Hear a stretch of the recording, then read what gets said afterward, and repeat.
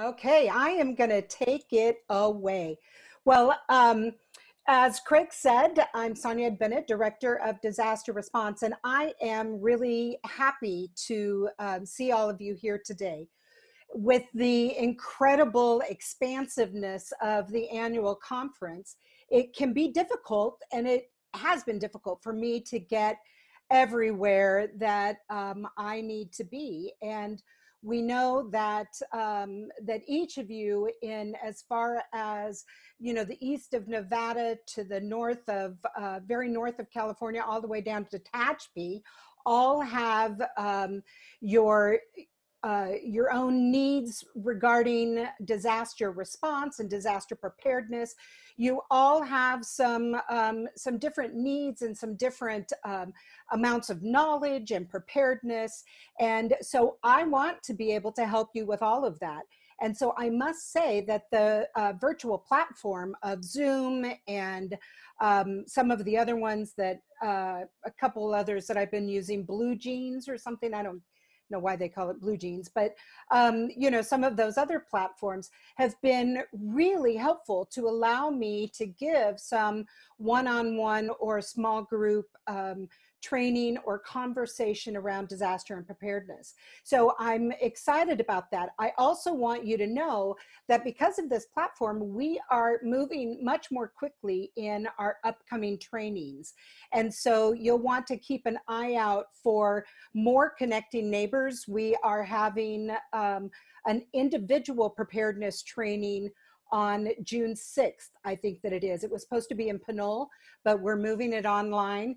And so if you are concerned about whether or not you are individually prepared, which you might get an idea about today, then you want to make sure you put June 6th on your timeline, on your calendar, and watch for that on the website. But anyway, we have many more trainings, but let's get down to what it is about today. We're going to be spending some time looking at why it's so important for us to be good neighbors, but at the same time about the importance of us preparing for that role. And there are some various steps and different kind of genres, if you will, of preparedness, some different areas of preparedness. So today we're going to spend a little bit of time talking about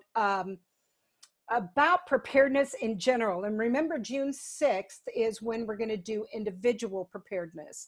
And then we also have down the road congregant preparedness, so that you can work with your congregation to make sure that those who may have special needs can, that you're aware of them, but also people that have resources for you as a congregation to respond. And then the third training will be what your church can do in response, which many of you during the COVID-19 are actually already discovering and are doing as a natural outpouring of your call to mission and your call to ministry to the community. So according to a recent survey released by the American Psychiatric Association, many people have significant anxiety and concerns related to the coronavirus, COVID-19. So this is interesting here. Nearly half of Americans, 48%, are anxious about the possibility of getting coronavirus. Anyone?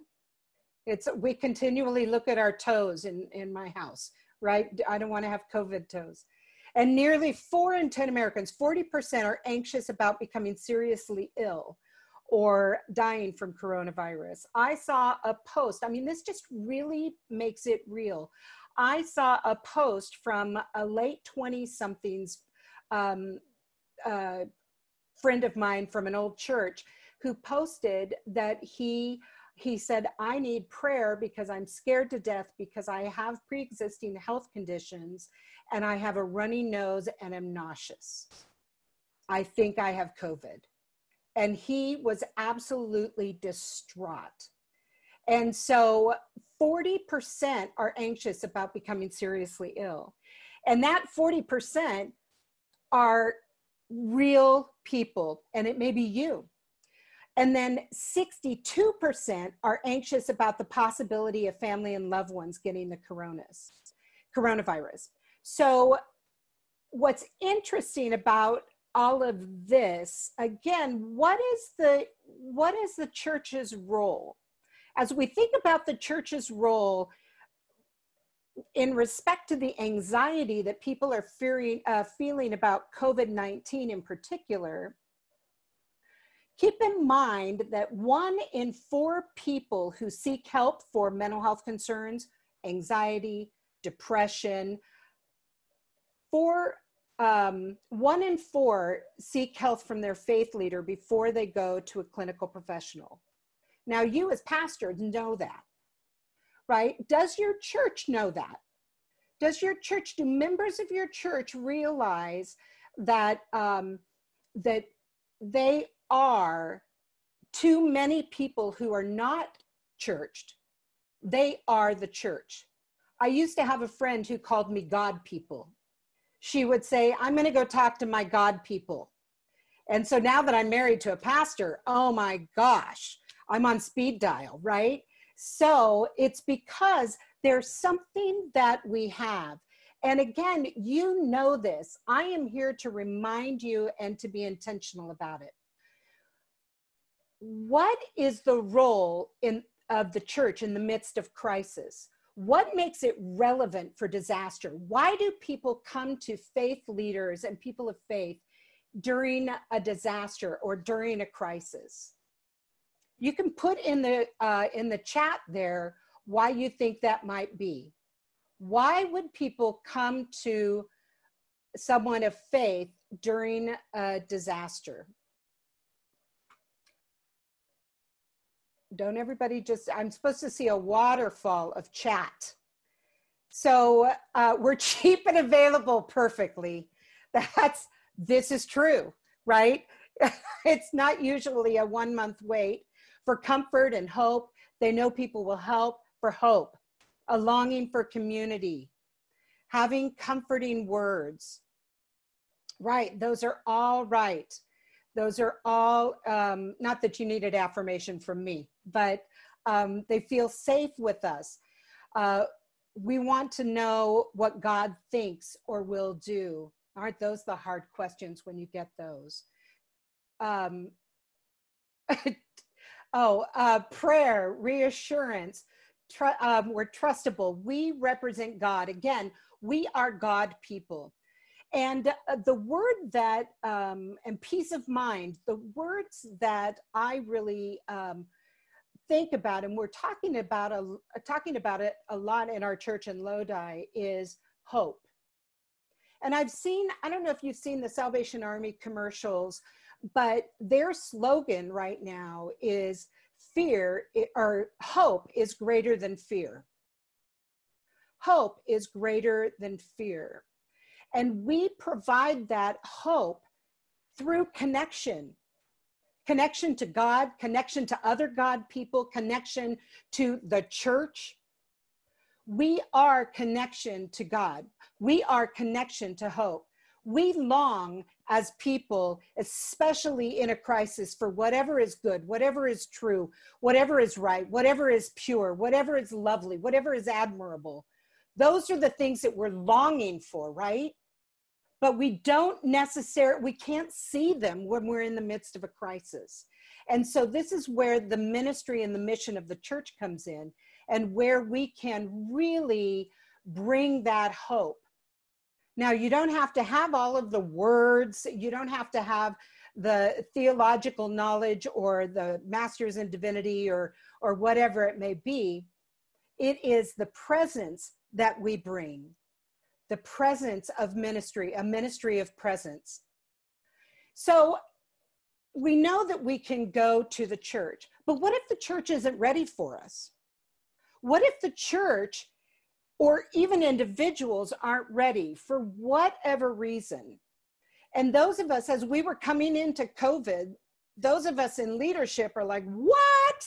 what do we do with this? And there's disagreements between, do we close? Do we stay open? Can I go to my friend's house? Can I not go to my friend's house? Should I go grocery shopping? Should I have should I have somebody bring me my groceries? How does all of this work? And it's because we didn't have a plan. But if we're to be there for people that are in need in a disaster, then we ourselves need to be prepared. If we are to be a good neighbor and to be that beacon of hope, then hopefully we know where we can go if we need that support. And we also know a little bit about how we're going to respond in this disaster. So what I want you to do right now is in a little bit, you are going to see from Tua a link, and you are going to be put into a breakout room.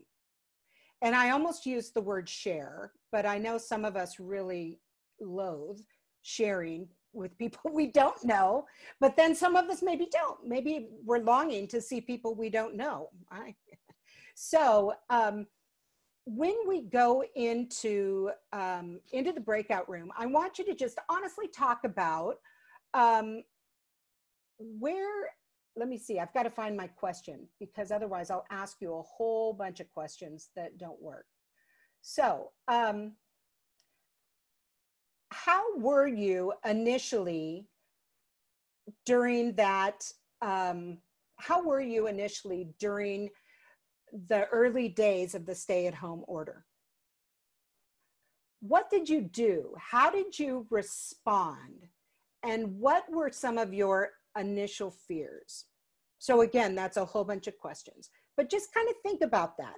What was your first reaction during those early days of the stay-at-home order? And then I want you to think, what is just one thing you wish you could have prepared for that maybe you weren't?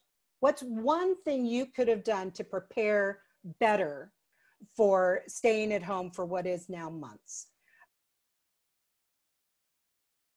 Excellent. Okay, well, thanks everybody. So I'd like you to use the chat one more time and just write down one thing that you would do differently. One thing that you would do differently this time, or this time, if you had to go in to stay at home again, what would you be prepared to do differently? And in ours, surprisingly enough, a few of the people said that I was retired, I was already working from home, everything was good, but I didn't have enough, didn't have quite enough food, and that type of thing. So George puts here that he wishes for his church that he had an online children's ministry plan. I think that there are probably several others too that feel that way. That they had surveyed the congregation to comprehensively communicate with everyone easily, be more sensitive to other people's fears. That's a big one for those of us who are less fearful and are not, just don't understand. I mean, we used to give me a hard, I won't even tell you. Anyway, so I can be insensitive to that. And so I understand. What do you say? What do? You listen.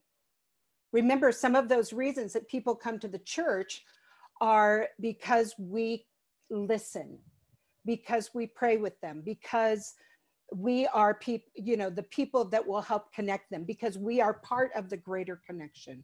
We don't have to have all the answers. And I think that's one of the biggest lessons for people in disaster response to know and to learn, is that we do not have all the answers, and we don't have to have all the answers. And it's okay to say, I don't understand it either. So they would have invested in a better chair and desk. I've seen somebody's desk that's actually on the panel, and it's creative. I have more stuff from Home Depot so that I can work on the house, right? Would have liked to have found a way to connect those who could not connect. That's right. And I know Don Roberts is in the Clear Lake area. And that is kind of a challenge when you're out in a really rural area. How do you reach out? And I think that that is the one of the things that really comes from bringing the church together.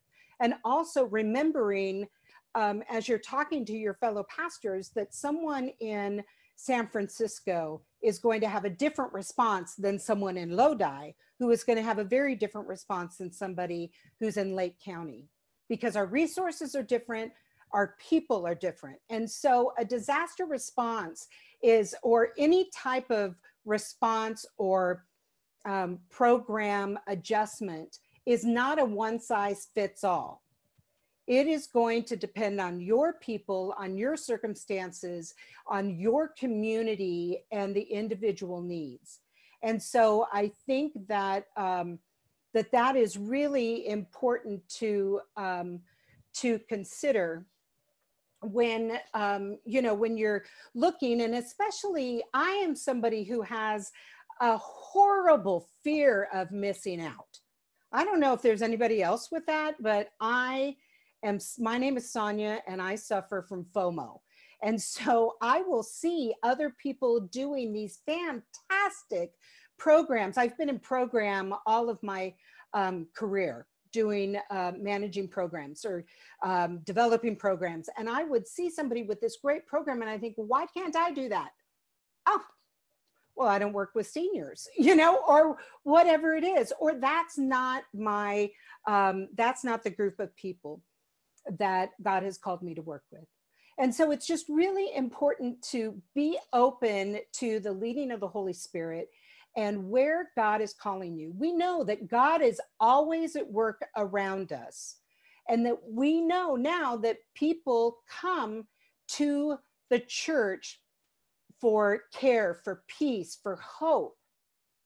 And so we know that we need to be prepared for that, and that we need to be open to the leading of the Holy Spirit, who will show us where God is leading us and where God wants us to join in that work.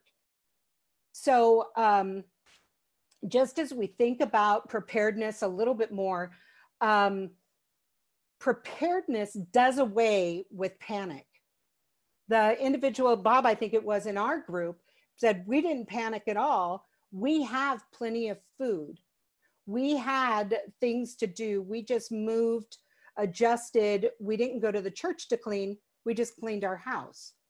And so some of that, preparedness helps you to not panic. Knowledge and preparation can help reduce feelings of panic. Individuals can use information from trusted resources to develop personal plans of action. So as we think about those trusted resources, and that was Dr. Joseph McGuire, who is from Johns Hopkins University.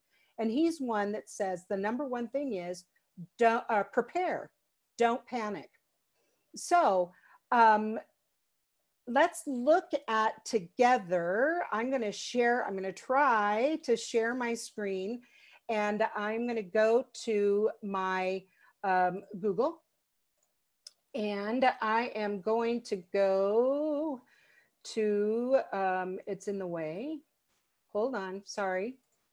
I am going to go to the Red Cross, and I want us to look. Remember how I said that preparing for disasters, as you look to prepare for disasters, you want to consider the disasters that are most common in your area.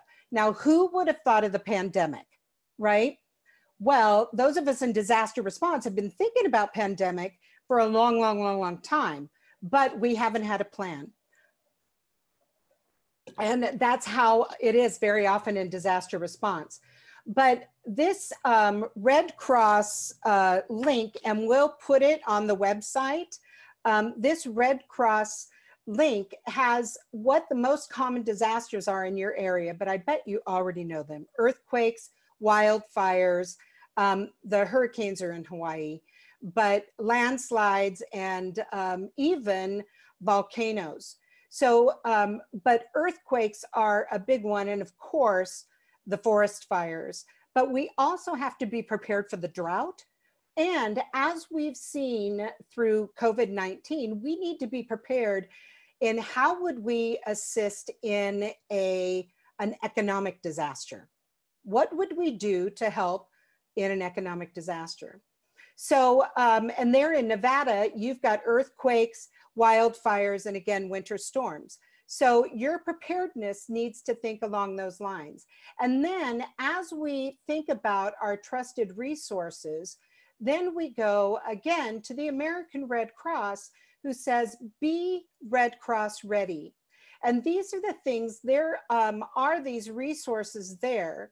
And what's really good for you to know is not only are there the resources online with the making a plan, you know, with all the steps, but if you're interested, again, we can work with the UMCOR's training on connecting neighbors and get you individually prepared. And that is my next page right here. And they are one of our trusted resources. And here's about get a kit. Oh, well, you can buy one from the Red Cross, but they also have on their website what you should have in a kit. Now, as you think about COVID-19 and you think about pandemic, this is only your go kit for 72 days, which I would like to encourage you to put together, because what is coming up now? Fire season, right?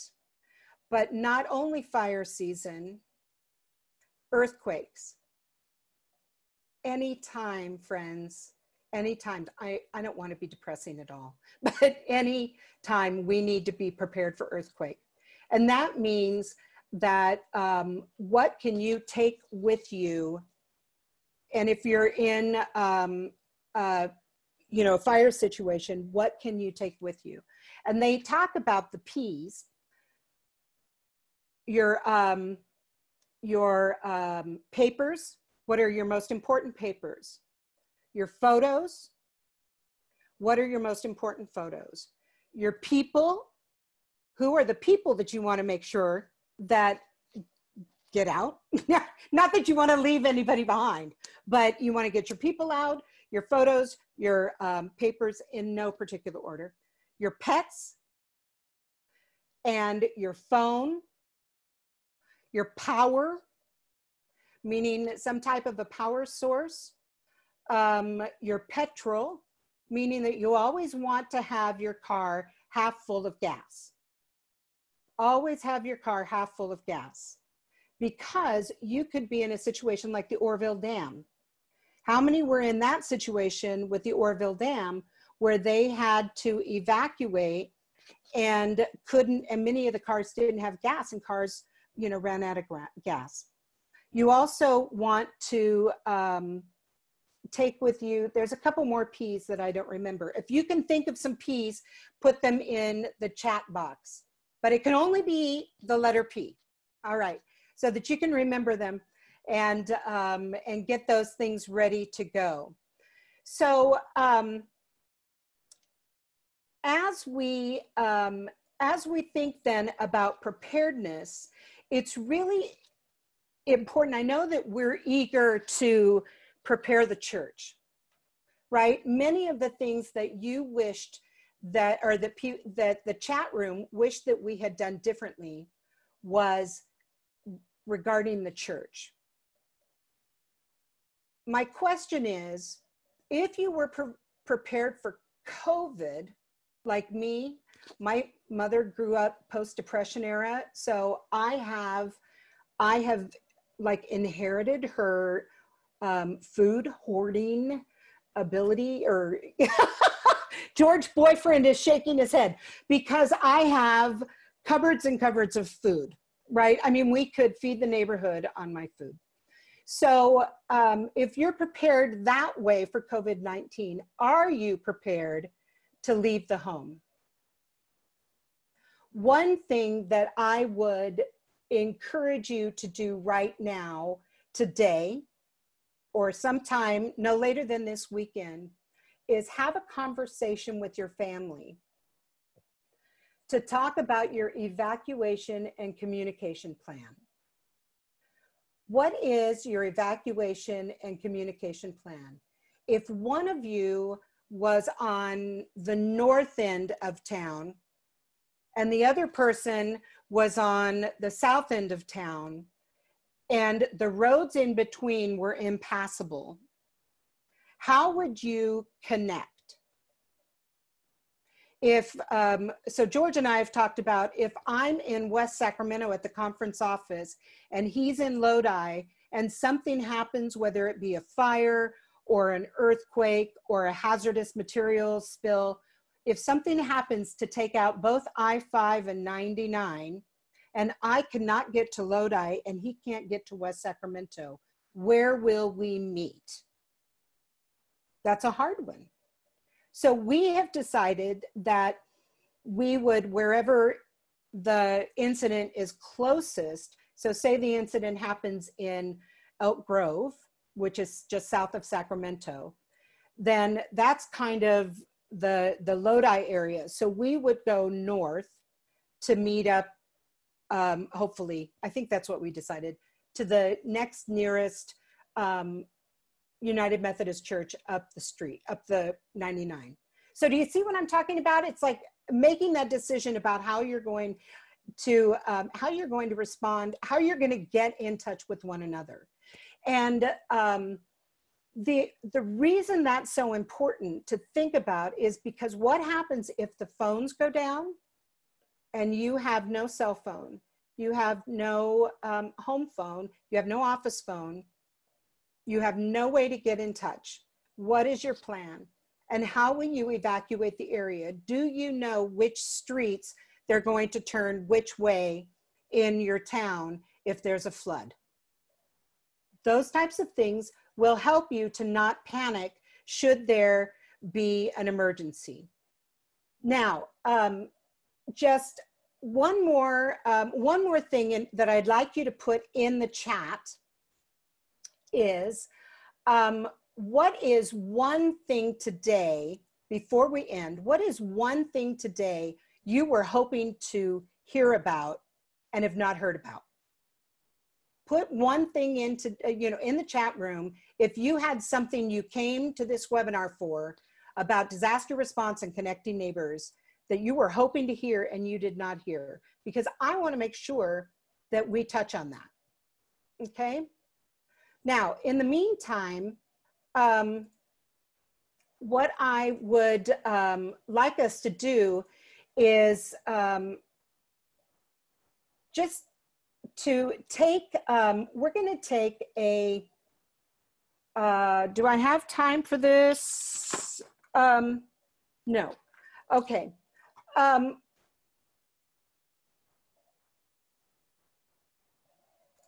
gosh. Do you ever just have that moment where the thought completely leaves you? Okay, let me get here to the chat. Somebody has a nice, oh, pills. Your pills are the seventh P. So people, pictures, papers, pets, phone, power, petrol, pills. Those are good. And a synopsis of what a disaster training looks like and who it is open for. So the disaster training can be open for everyone. If we do it here on this particular webinar, the Connecting Neighbors training that we have, which is, again, the first module is about individual preparedness.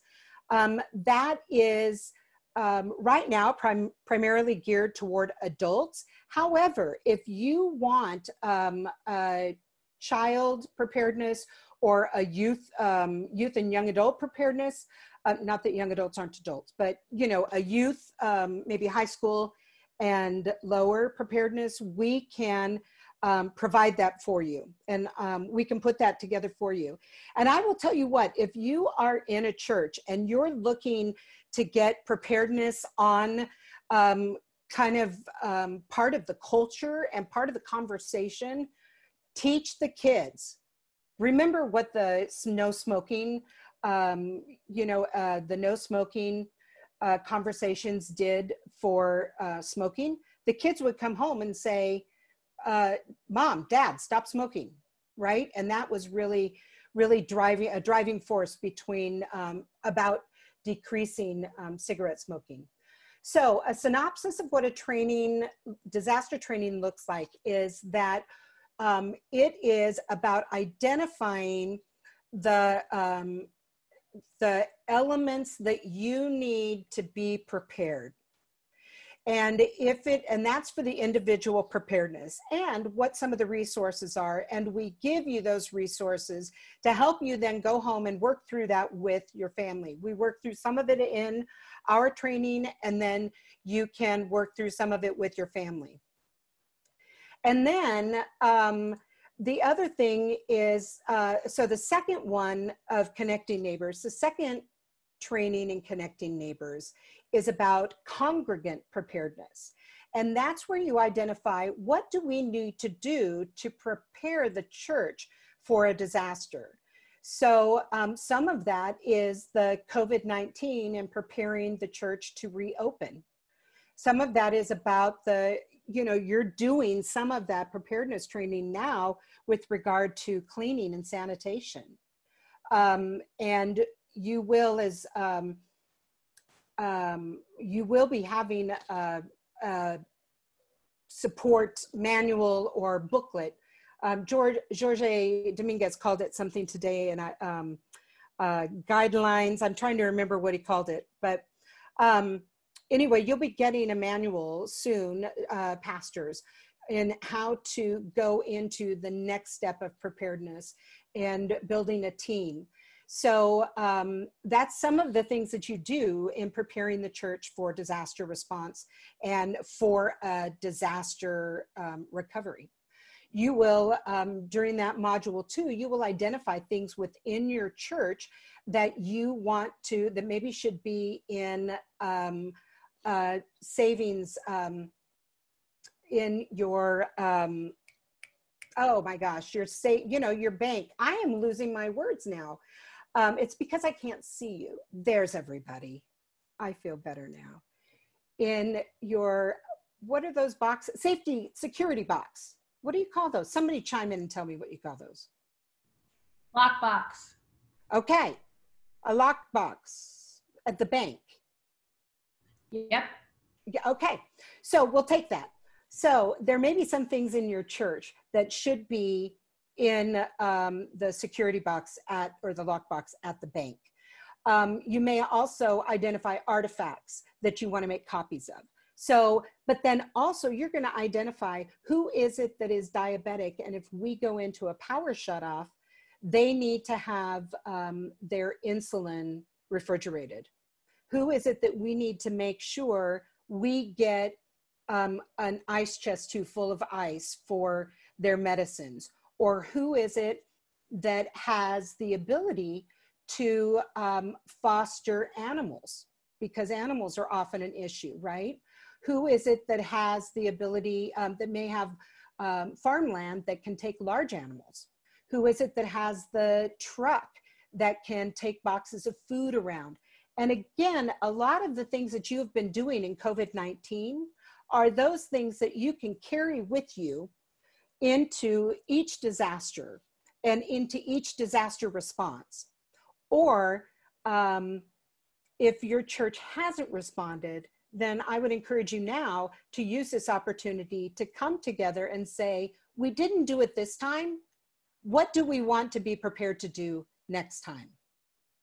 And then the third the third disaster training is really when you look at, okay, these are our people, these are what we have within our church, the resources, because, oh my gosh, Methodist churches are so resource rich, aren't they? These are the resources we have. What is the ministry we want to do as a church?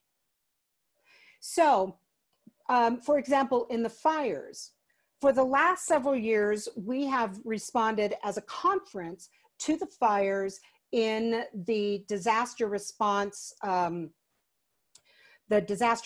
center, or what's called the LAC, a local assistance center. And when you're in a disaster, a FEMA-sized disaster, you will have a place to come, or survivors will have a place to come where they can get all of their resources. They can sign up for FEMA, they can get food, they can, get things that they've lost in a fire, for example.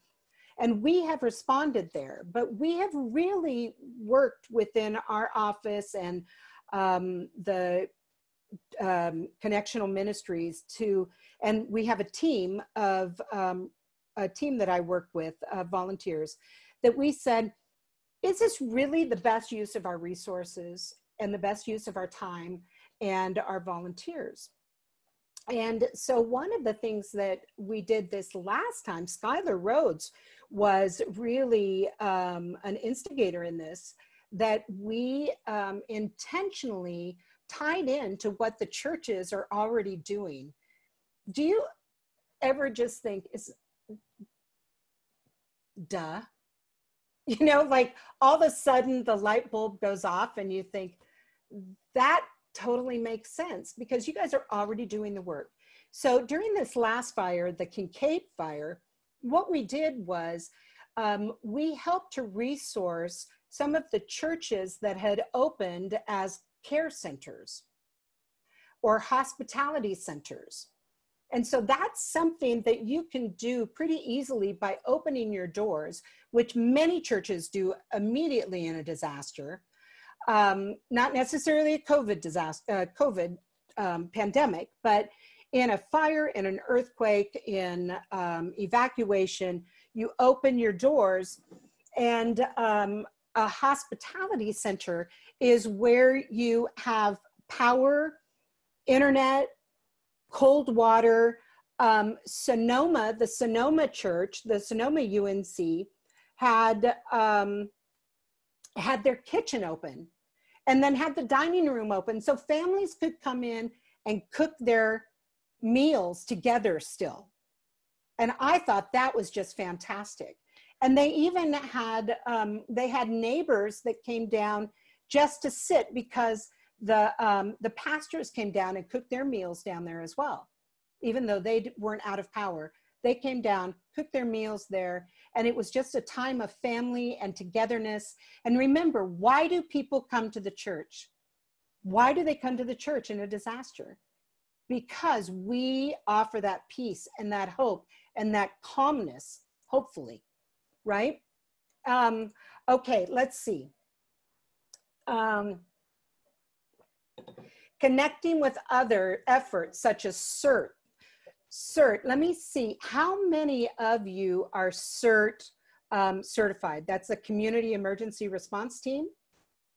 Do I have a show of hands or no one? I know somebody is because they mentioned it, but we have community resources as well. And so that's one of the things that I want to encourage you is your local VOAD.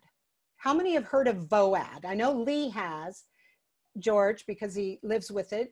Voluntary Organizations Active in Disasters. Voluntary organizations active in disasters. So they are the ones who help bring the collaboration, the coordination, the communication, and there's one more C, but they bring those things together among the voluntary organizations that are active in disasters. UMCOR belongs to the national VOAD. If you are in a community and you don't currently participate in your VOAD, please let me know. if you have somebody you would like to be your representative, because that's where you're going to get the information about how people are responding. And if you are responding in a disaster, if your church is responding in a disaster, I know, I think, is it Ofa, are you the one making some masks? No, someone else was making masks. Churches are making masks. Well, we'll be on a VOAD call, Lee, we'll be on VOAD calls, and they say, we need masks. And we can say, the United Methodist Church will make some masks, right? And that's where we find out what the real needs in the community are, so that we're not just doing our thing and trying to be a good neighbor when everyone else has already done that. One of the things that the United Methodist Committee on Relief does really well is to come in and fill in those gaps.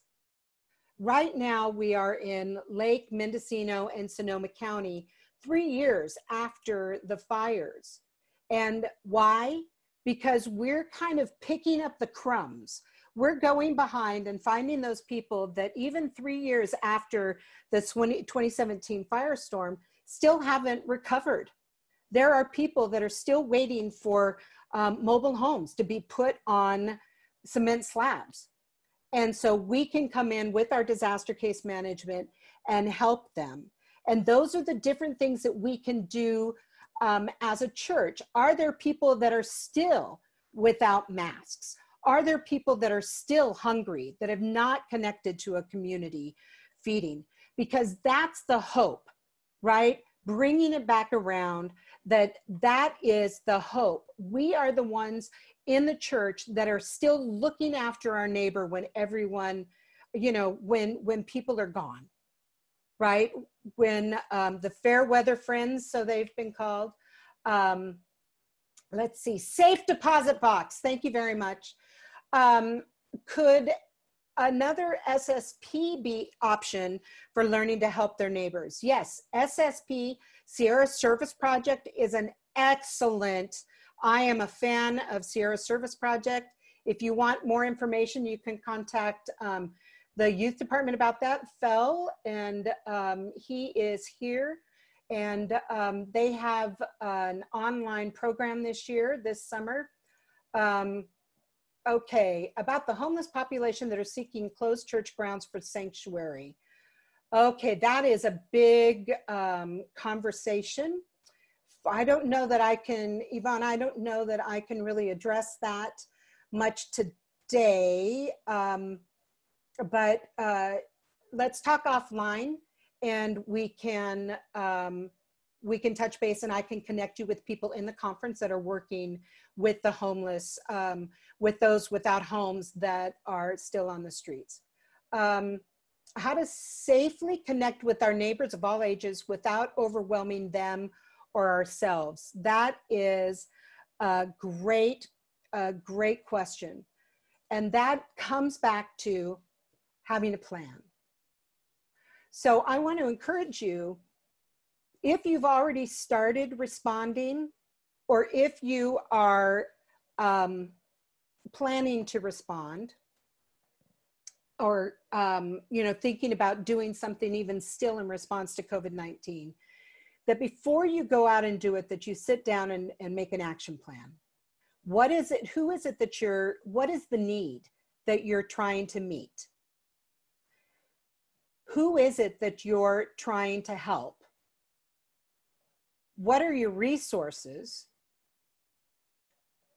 And what is your capacity, right? That's a really big, important thing for us that are altruistic. That's a really big thing for us to think about. What is our capacity? How much can we really do? And then don't do it yourself. Especially if you're in a church, make sure your pastor knows what's going on. And pastor, if you're the one doing it, make sure that you bring other people in with you to help. Okay, and I think I just want to really close with the idea that, oh, and before I close, I saw the fire department is mentioned. So the fire department is a resource for trainings on preparedness. The police departments will come in and do, violence in the church training. And actually, I've been working with the Office of the Attorney General, and they do with their hate crimes task force, but they also do trainings on violence in the churches. And if you're interested in that, let me know. As we come to a question and answer that Craig is going to facilitate, I just want to encourage you that you are God people, that God has called you, as you know, to ministry in the church. And we know that God is always at work around us. Some of you are doing so much, and we just thank God for you. We just thank God for what he has called you to do. And some of you that are doing so much may still be feeling I could do more. Or what am I to do next? Just know that we in the Disaster Response Office are praying for you and your call to work in response, in preparedness during this COVID time. And during the future, this summer, we expect a really high fire danger. So if you are anywhere around trees, prepare. But just as you prepare for future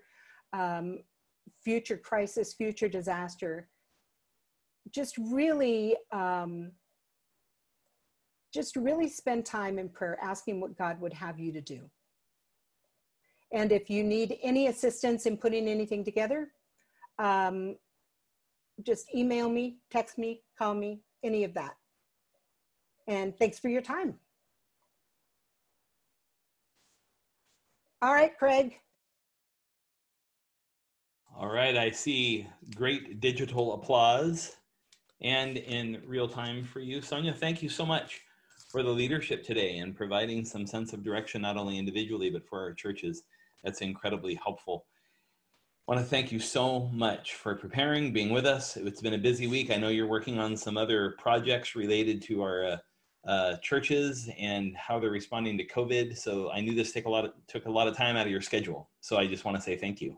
Oh, it's pleasure. Appreciated. And your expertise is incredibly valuable to us. You're a real gift. So thank you so much. I want to turn things over to our Director of Communications, Selby Ewing, for any quick announcement she wants to make, and then I'll tell you a little bit about what's coming up next week on the Wednesday webinar.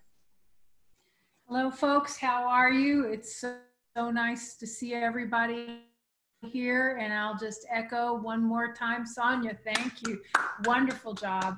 And I really, so many of the things that we think about in advance, you know, we look back and we say, oh, well, that's just common sense. But unless you're preparing, sometimes common sense leaves us. So thank you so much. I really appreciate your expertise.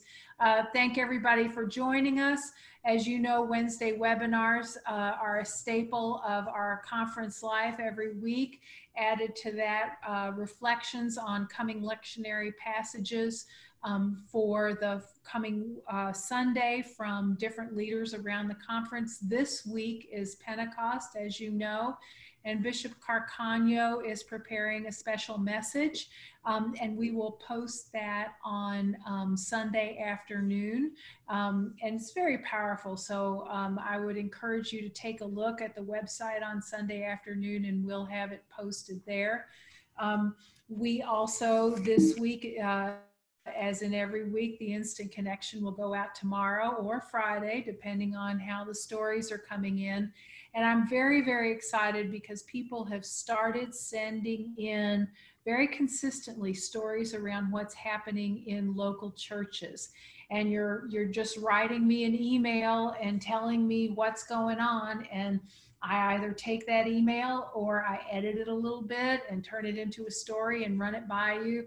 So I'm just thrilled. And on this call, we are very, very happy to have JB, Deborah Bray Finley, who is our erstwhile freelance reporter. And I know she's been in touch with many of you around your local stories. There's her pencil, there's her piece of paper, and that's how she gets it done. So I just want to thank each of you for being here, and keep an eye on our conference offerings as we continue. We are now gearing up for our annual conference, which will be happening in September. And I'm looking at the dates because I don't have them memorized.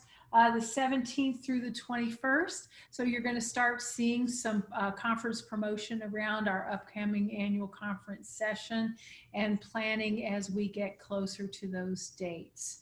So keep checking in with us, check in our social media.